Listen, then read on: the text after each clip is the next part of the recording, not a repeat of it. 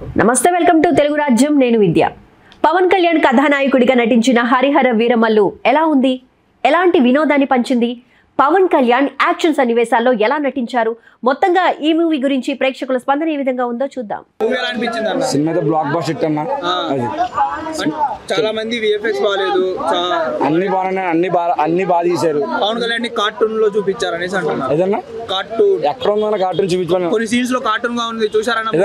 చూసారా రివ్యూ చూసి చెప్తాను. వచ్చానన్న టికెట్ చూసుకుంటా చూసి వచ్చానన్న. సినిమాలో అయితే ఎక్కడ కూడా లాగ్ లేదు.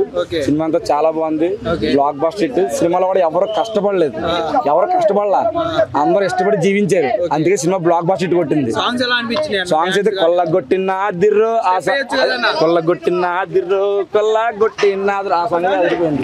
అది నిధి అగర్వాల్ కూడా చాలా బాగున్నారు, అనసూయ భరత్ కూడా చాలా బాగుంది. పక్కన ఉన్న హిమబిందు కూడా బాగా యాక్ట్ చేశారు. అందరూ ఎవరి పాత్రలు బాగా జీవించేశారు. మెయిన్ ఒక ఆయన మీద మాట్లాడదాం, కోటా శ్రీనివాస్ గారు. ఆయన కూడా బాగానే యాక్ట్ చేశారు. ఆయన లేరు ఇప్పుడు, ఆయన కూడా బాగానే యాక్ట్ చేశారు. చెప్పన్నా. ఇప్పుడు అలా చూసుకుంటే నిధి అగర్వాల్ చాలా తక్కువ సీన్స్ లో చూపించారనే. లేదన్నా, హీరో మా పవన్ కళ్యాణ్ గారు ఎక్కడ ఉన్నారు, ఆవిడ కూడా అలా అక్కడ కూడా ఉంది అంతే. కానీ ఒక సీన్ లా అన్నయ్యని మోసం చేస్తుంది, అక్కడ కొద్దిగా బాధ అనిపిస్తుంది అంతే. ఖచ్చితంగా పవన్ అన్నయ్య వచ్చినప్పుడు ధర్మం మ్యూజిక్, బాబీడీలో వచ్చినప్పుడు అరబ్ మ్యూజిక్ కొడతారు. ఆ రెండు బ్యాక్గ్రౌండ్ మ్యూజిక్ టాప్ అంతే. ఇంకా వేరే లెవెల్ అంతే. కిరణ్ బాగా కొట్టారు మ్యూజిక్. అన్ని కలుపుకుని హిట్ అవుతుంది, ఒక బ్యాక్గ్రౌండ్ మ్యూజిక్ కాదు. ఎవరు నటన అందరూ కూడా యాక్ట్ చేస్తారు బాగా, ఎవరి ప్రాణాలు పోస్తారు అంతే. వేరే లెవెల్. అన్న గురించి ఏం చెప్పింది ఎక్కువే. జై పవర్ స్టార్, పిఎస్పీకే అంత ఒకటే మాట అంతే. చెప్పండి. అలాగే చూసుకుంటే ఈ మూవీలో పవన్ కళ్యాణ్ గారు కొన్ని సీన్స్ లో టైగర్ సీన్ బాగుందన్న. టైగర్ సీన్, ఓల్డ్ సీన్ కూడా బాగుంది. అది వచ్చిన బాగుంటది. పవన్ కళ్యాణ్ ఒక 2 ఫింగర్స్ తో హ్యాండిల్ చేస్తాడు. అలా ఏపీ నేను పాలిటిక్స్ మాట్లాడను, నాకు వద్దు. అది మనకు వద్దన్న, మన సినిమా గురించి మాట్లాడుకుందాం అన్న. మామూలు చక్కర అన్న, నేను ట్రోల్ అయిపోతాను మళ్ళీ. నాకు వద్దన్న. నాకు అందరు సినిమాలు చూస్తాను, అందరినీ అభిమానిస్తాను, మా హీరోని గౌరవించుకుంటాను. రేటింగ్ ఎంత ఇస్తారన్న? అన్న రేటింగ్ 5కి 4.5.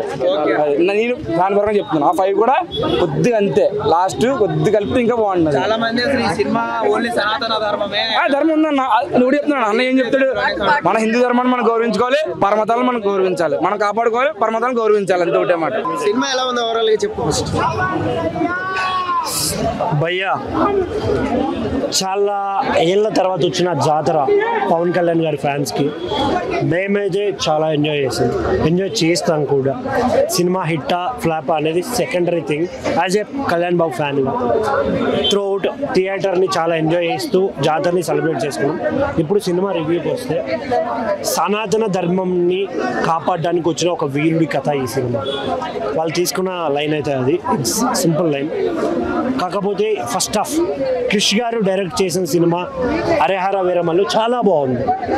చాలా ఫైట్ సీన్స్ కావచ్చు, ప్రతి ఒక్కటి ఈ పాయింట్ నెగిటివ్ ఉంది అని చెప్పడానికి లేకుండా ప్రతి సీను చాలా ఎలివేటెడ్తో, కావాల్సినంత హైప్ బీజిఎంతో చాలా అందంగా ఉంది. ఎప్పుడైతే సెకండ్ పార్ట్ ఎంటర్ అయ్యిందో చాలా డిసప్పాయింట్మెంట్ క్రియేట్ చేసింది. ఎక్కడ నేచురల్గా లేకపోవడం, విఎఫ్ఎక్స్ డిఫరెంట్గా ఉండిపోవడం, కొన్ని డ్రోన్ షాట్స్ కూడా పర్ఫెక్ట్గా రాకపోవడం, అక్కడ కళ్యాణ్ గారు ఉన్నారా, డూప్ షాటా, ఇలా ప్రతిదీ క్లియర్గా తెలిసిపోవడం, కొన్ని చాలా నెగిటివ్స్ అయితే ఉన్నాయి సెకండ్ హాఫ్లో. లాస్ట్లో ఒక ఔరంగజేబ్ లాంటి గొప్ప వ్యక్తి, ఒక శత్రువు అయినా కూడా మన దేశానికి గొప్ప వ్యక్తి, అలాంటి వ్యక్తితో ఫైట్ అన్నప్పుడు మినిమం ఎక్స్పెక్ట్ చేస్తాం. బట్ ఏదో ఒక సునామీ వచ్చి కొట్టుకుపోతారు అనే సింపుల్గా ఎండ్ చేయడం, ఇలా కొన్ని చాలా డిసప్పాయింట్మెంట్ అయితే క్రియేట్ చేశాయి.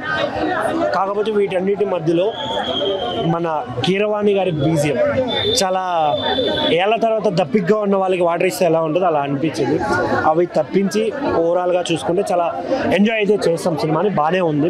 ఆ విఎఫ్ఎక్స్ అవి కొంచెం సెటరేట్ చేస్తుంటే బాగుండు, లేదా క్రిష్ గారి టోటల్ మూవీని చేస్తుంటే ఇంకా బాగుండు అనే ఫీలింగ్ అయితే అనిపించింది. యాజ్ ఏ ఫ్యాన్గా ఒకటే విషయం, మీకు నచ్చినా నచ్చకపోయినా ఆయన సినిమాలు తీస్తుంది హేట్ చేసి మీకోసం కాదు, ప్రేమించే మా కోసం.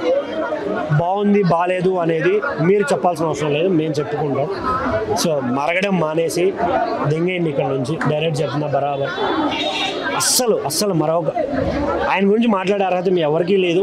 So don't talk about movie and his personals. ఇంకొకటి థియేటర్కి రండి, ఎంజాయ్ చేయండి. Thank you. ఓవరాల్గా మూవీ గురించి ఒక మాటలు ఏం చెప్తారు? పర్లేదు బ్రో, చూడొచ్చు, థియేటర్కి వెళ్ళి చూడొచ్చు. ఇది హిందూ ముస్లిమ్స్ కొంచెం గొడవ, ఇది హిందూ సార్ ఇది ఆల్రెడీ జరిగిన సంఘటన సార్.